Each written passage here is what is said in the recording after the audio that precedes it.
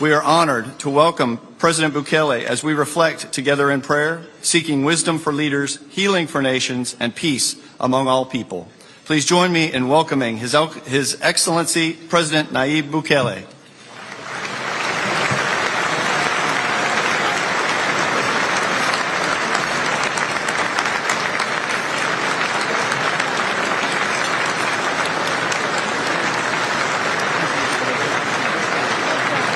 Thank you. Thank you very much.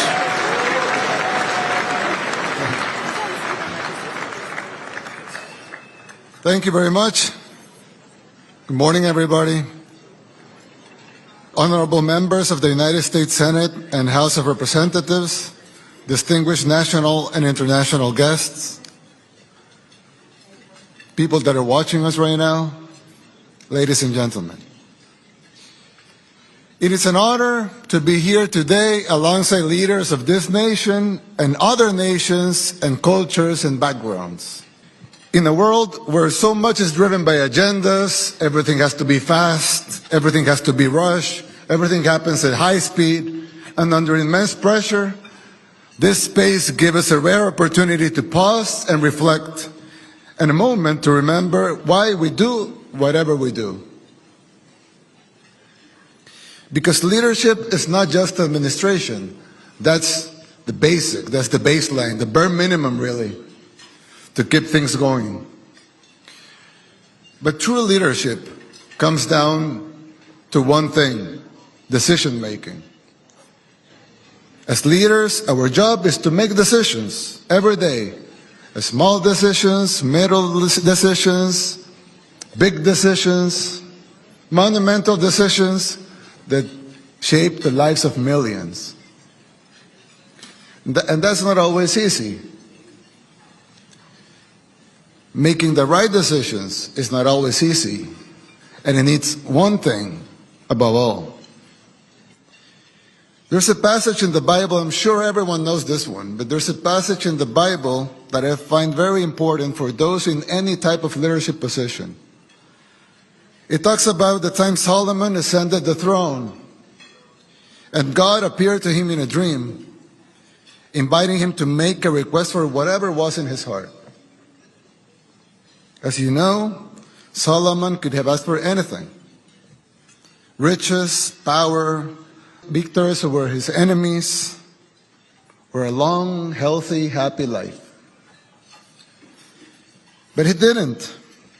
He asked for none of that.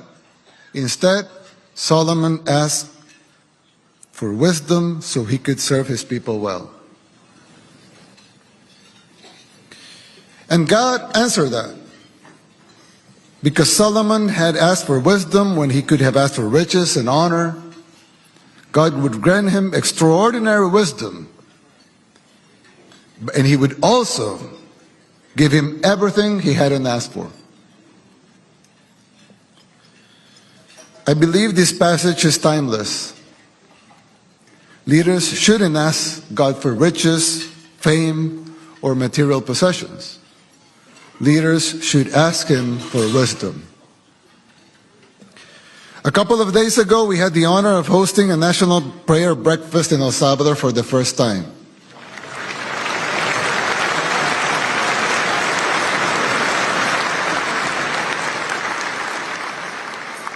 And over there, I share a little about the miracle unfolding in our country. As you know, El Salvador was the murder capital of the world. That was our nickname, murder capital of the world, the most dangerous place in the whole wide world. And now is the safest country in the whole continent.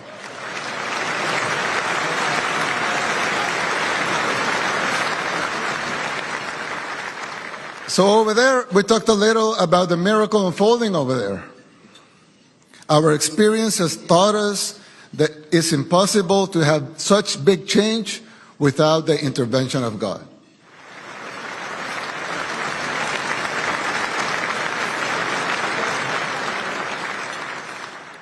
The transformation of El Salvador, especially when it comes to security, is not the work of humans alone. We know it was possible only because God worked a miracle through our hands. And we give the glory to Him.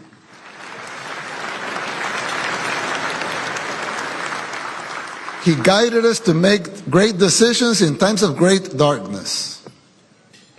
Many people don't know that our enemy was not just a flesh and blood, but a spiritual as well.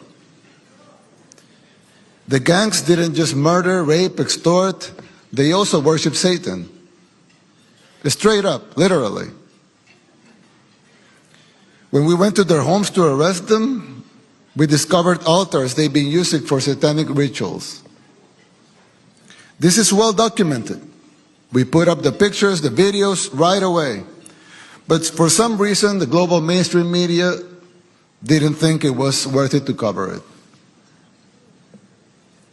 But we know gangs in El Salvador were satanic, and they worship Satan, and some of those gangs are here in the United States. Bringing security to our people meant shielding them from that. Shielding the innocent from the plague. Putting the safety of our honest people first. Guarding those who were seeking peace and had to face the curse of the gangs. If God did this for El Salvador, He can do it for countries all over the world.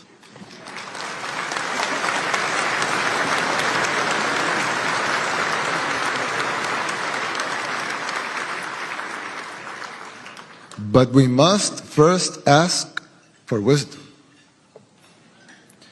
Anyone see what we do over there, and they will see brave women, brave men that trained really hard, fought even harder, went with risking their lives with their courage, amazing courage.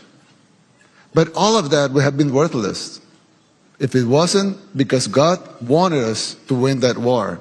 We won the spiritual war first, and that reflected in our physical world. So the war we won here was only a reflection of the physical war we had won before.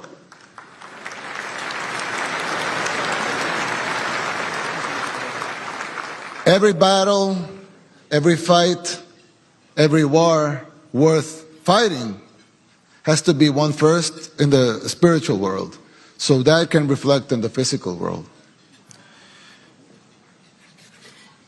There's another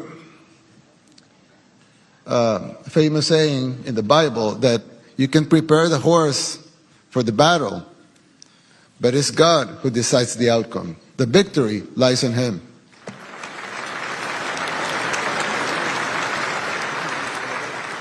That's why today we come not to pray for riches or for wealth or for fame, but for wisdom. For wisdom for all the men and women here in this room, for all the men and women in positions of power, for all the decision makers, for all the policy makers, for the politicians, for the businessmen, the men and women who directly and indirectly influences the lives of millions and even billions of other human beings.